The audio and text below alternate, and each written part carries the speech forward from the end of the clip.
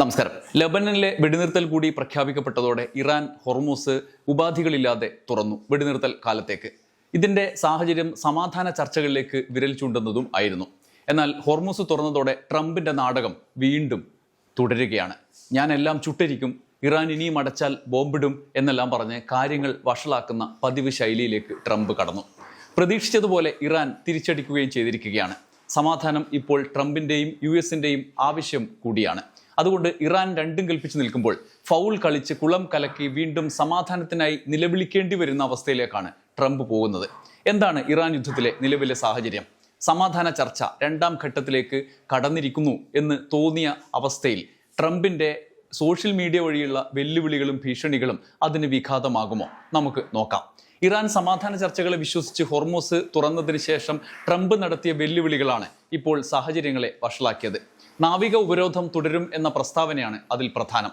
സമാധാന കരാറിൽ എത്തും വരെ ഉപരോധം പിൻവലിക്കില്ല എന്നും ചർച്ചകൾ വിജയിച്ചില്ലെങ്കിൽ ബോംബാക്രമണം പുനരാരംഭിക്കും എന്നും ഡൊണാൾഡ് ട്രംപ് പറഞ്ഞതോടെ കാര്യങ്ങൾ വഷളായി. ട്രൂത്ത് സോഷ്യലിൽ എല്ലാ ദിവസവും 2 നേരം വെച്ച് മൂപ്പര് വെല്ലുവിളിച്ച് പോസ്റ്റ് ഇടുക എന്നുള്ള ഒരു വീക്ക്നെസ് ആണല്ലോ. അങ്ങനെ ഇട്ട പോസ്റ്റാണ്. താനൊരു രാജ്യത്തിന്റെ പ്രസിഡന്റാണ്, ഇപ്പോൾ ഒരു യുദ്ധം കയ്യിൽ കൊണ്ടു നടക്കുന്ന ആളാണ്, സമാധാനം കൊണ്ടുവരേണ്ട ആളാണ് എന്നൊന്നുമുള്ള ചിന്തയൊന്നുമില്ല. വെല്ലുവിളിക്കുക, വിജയം അനിവാര്യമായി നിൽക്കുന്ന സമയത്ത് ഞാൻ വിജയിച്ചു നിൽക്കുകയാണെന്ന് പ്രഖ്യാപിക്കുക, ഇത് മാത്രമാണ് പരിപാടി. എന്തായാലും ഇത് അത്ര സിമ്പിളായ കാര്യമല്ല. കടുത്ത നിലപാടുമായി ഇറാൻ രംഗത്തെത്തി. അമേരിക്കയുടെ നാവിക ഉപരോധം തുടർന്നാൽ ഹോർമൂസ് കടലിടുക്ക് വീണ്ടും അടച്ചിടും എന്ന് ഇറാനും പ്രഖ്യാപിച്ചു. കടലിടുക്കിലൂടെയുള്ള യാത്രയ്ക്ക് ഇറാന്റെ അനുമതിയും പ്രത്യേക റൂട്ടും ആവശ്യമാണ്. സമാധാന ചർച്ചകളുടെയും അതുമായി ബന്ധപ്പെട്ട നീക്കങ്ങളെയും വിശ്വസിച്ചാണ് ഇറാന്റെ ഭാഗത്തു നിന്ന് തീരുമാനങ്ങൾ ഇതുവരെ ഉണ്ടായിരുന്നത്. ഹോർമൂസ് തുറന്നുകൊടുക്കാനുള്ള തീരുമാനവും അങ്ങനെ തന്നെ. എന്നാൽ ട്രംപ് മിനിറ്റിന് മാറ്റി പറയുകയും പ്രകോപിപ്പിക്കുകയും ചെയ്യുന്നത് ഇറാനെ രോഷം കൊള്ളിച്ചു. ഇറാൻ സ്പീക്കർ ഖാലിബാഫ് ഇക്കാര്യത്തിൽ നിലപാട് വ്യക്തമാക്കി രംഗത്തെത്തി. 1 മണിക്കൂറിനുള്ളിൽ 7 അവകാശവാദങ്ങളാണ് US പ്രസിഡന്റ് നടത്തിയത്.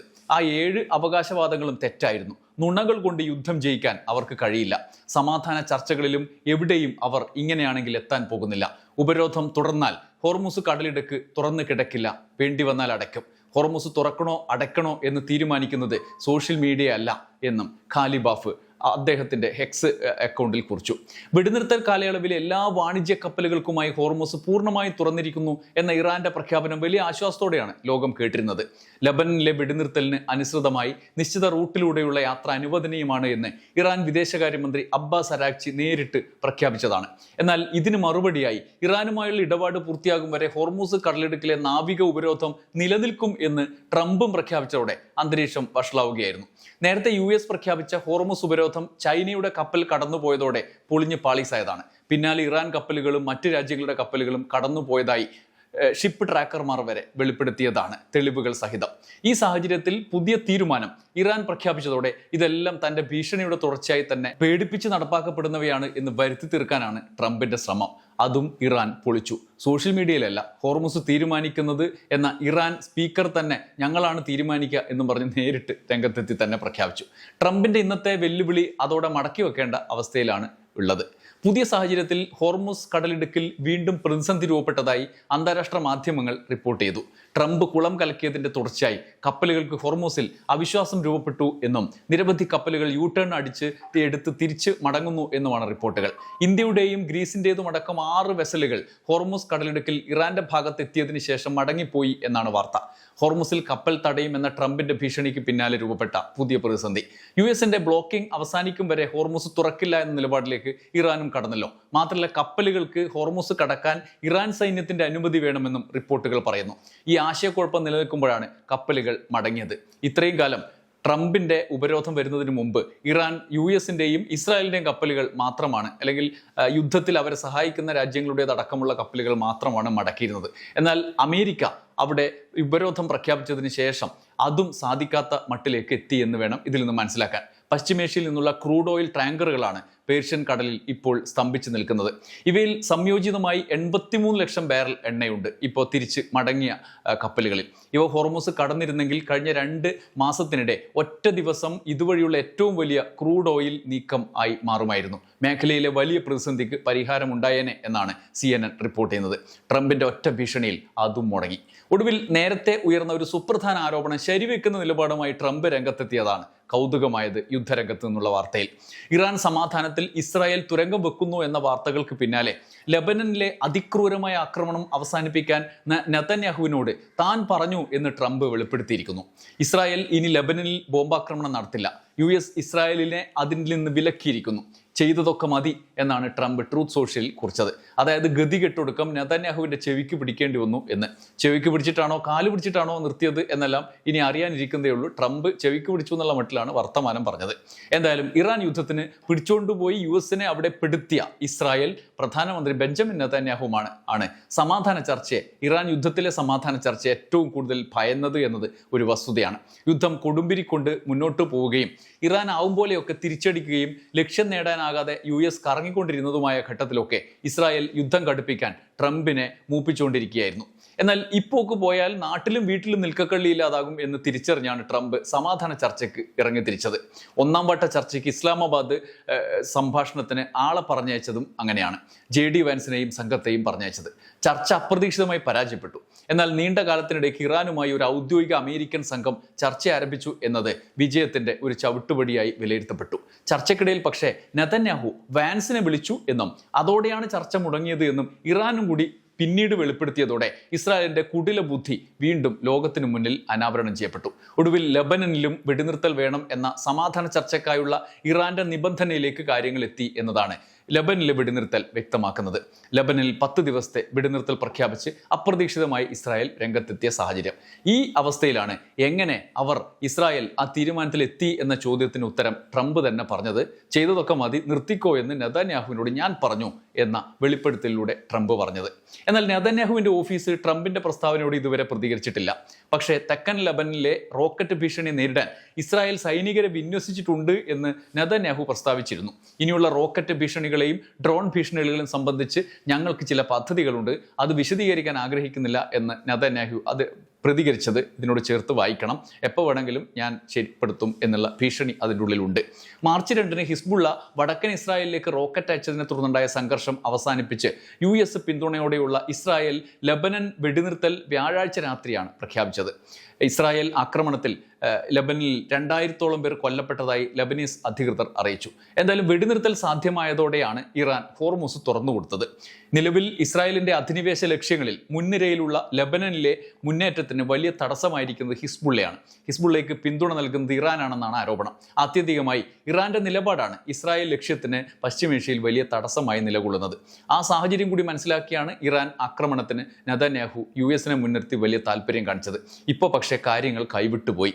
ഇറാനെ ആക്രമിക്കാൻ പോയി സമാധാനം ഉണ്ടാക്കാൻ ലെബനനിൽ കൂടി വെടിനിർത്തൽ സമ്മതിക്കേണ്ടി വന്നു നെതന്യാഹുവിന്. ഇതൊക്കെ താൽക്കാലികം മാത്രം. നെതന്യാഹു ഇതിലും വലിയ ചതി ചെയ്തിട്ടുള്ള ആളും രാജ്യവുമാണ്. അതുകൊണ്ട് ട്രംപിന്റെ സമാധാനത്തിന് 10 ദിവസത്തേക്ക് വെടിനിർത്തി എന്നതിനപ്പുറം ഒരു യുദ്ധ കുറ്റവാളിക്ക് മറ്റൊന്നുമില്ല. ഏത് കരാറും ഏത് സമയത്തും ലംഘിക്കുന്ന തെമ്മാടി രാഷ്ട്രവും അതിൻ്റെ പ്രധാനമന്ത്രിയും എന്ന നിലയ്ക്ക് ഇറാനും നെതന്യാഹുവിൻ്റെ ചതി ഏത് നിമിഷവും പ്രതീക്ഷിക്കുന്നുമുണ്ട്. ട്രംപിൻ്റെ സോഷ്യൽ മീഡിയ ബഡായികളിൽ ഒടുവിലെത്തിയത് യുറേനിയൻ കടത്തിക്കൊണ്ടുപോകൽ പ്രഖ്യാപനമാണ്. ആണവായുധ നിർമ്മാണം നടത്തില്ല എന്ന ഇറാന്റെ പക്കൽ നിന്ന് ഉറപ്പ് കിട്ടിയാൽ സമ്പുഷ്ടീകരിച്ച യുറേനിയം ഇറാനിൽ നിന്ന് അമേരിക്കയിലേക്ക് കൊണ്ടുപോകുമെന്ന ഒരു ട്രംപിന്റെ പ്രഖ്യാപനം. ഇറാനിലെ യുറേനിയം എടുത്ത് US-ലേക്ക് കൊണ്ടുപോകുന്നു. അതിന് കാശൊന്നും കൊടുക്കില്ല എന്നും ട്രംപ് പറഞ്ഞു. എന്നാൽ ഈ അവകാശവാദം തള്ളി ഇറാൻ രംഗത്തെത്തിയത് വീണ്ടും ട്രംപിന് തിരിച്ചടിയായി. ഇറാൻ സമ്പുഷ്ടീകരിച്ച യുറേനിയം മറ്റൊരിടത്തേക്കും കൊണ്ടുപോകുന്നില്ല എന്ന് വിദേശകാര്യ മന്ത്രാലയ വക്താവ് ഇസ്മായിൽ ബഖായി പറഞ്ഞു. അങ്ങനെ ഒരു തീരുമാനവും ഉണ്ടായിട്ടില്ല എന്നും സമാധാന ചർച്ചകളിൽ അതൊരു കാര്യമേ അല്ലെന്നും ബഖായി വ്യക്തമാക്കി.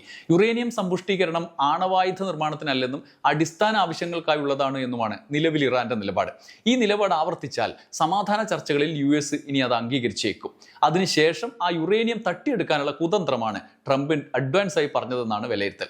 എന്നാൽ ഇറാൻ അതിന് വഴങ്ങിക്കൊടുക്കില്ലെന്ന് പ്രഖ്യാപിച്ചതോടെ അക്കാര്യത്തിൽ അനിശ്ചിതത്വമായി. യുദ്ധം വെടിനിർത്തലായും ചർച്ചകളായും സമാന്തരമായി നടക്കുമ്പോൾ തന്നെ പുറമെ ട്രംപിന്റെ സോഷ്യൽ മീഡിയ വെല്ലുവിളികൾ ഇങ്ങനെ അസഹനീയവും സഹിഷ്ണുതയില്ലായ്മയുമായാണ് ലോകം കാണുന്നത്, വിലയിരുത്തുന്നത്.